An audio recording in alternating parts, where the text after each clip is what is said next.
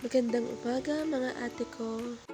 Umaga na nga ulit mga ate ko, kaya ito na naman ako, dali ko nilabas ang kulungan ng aking pusa.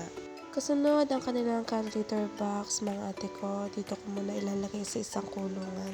Nagwalis na nga din ako dito ng kauntian sa harapan namin mga ate ko. Magsasalang na nga din pala ako dito ng mainit na tubig mga ate ko para may pangkape na din kami. Habang nakasala nga mainit na tubig, hinugasan ko na din itong aming hugasin mga ate ko. Tansya na nga pala kayo at hindi pa ako naliligaw kaya ito pa rin ang suot ko. Heto na nga at titimplahin ko na itong aming kape.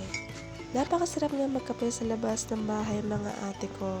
Ang dalawang puso nagtatalo dito kung sino mas maputi sa kanila.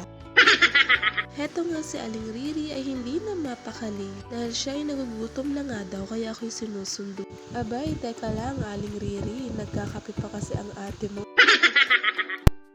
Heto na nga at pinakain ko na nga ito mga aking alagang pusa, mga ate. Kaya naman pag hindi napakain ay hindi ka tatantanan. Katulad nitong batang to, ayaw pa magpahuli. Pagudin pa ako bago pa mahagilap. Ayan, kain na. Naganda na nga din pala ako ng mga gagamitin ko pampaligo kay Keisha.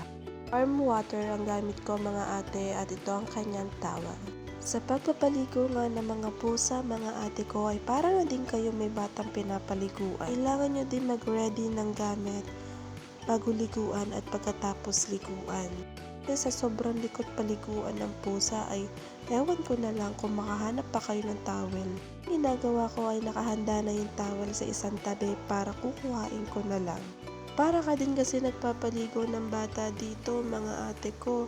Yun nga lang ang pusa nangangagat at nangangalmot. Tapos ko na nga paliguan si Keisha mga ate ko. Tinutuyo ko na nga pala ng towel at nakatapat siya sa electric pan. Kasi sa sobrang kapal ng balahibo nitong Persian cat kong ito ay ewan ko na lang kung matuyo agad ito. Nga pala ako dito ng treats niya kasi sobrang likot niya, Diyos ko. Pakagaslaw, paano kung matutuyo to ng husay? Heto na nga at kinulong ko muna siya sa kulungan para ma-blower ko na maayos yung balahibo niya. At ayan, ang sama na ng tingin niya sa akin. Salamat sa panonood.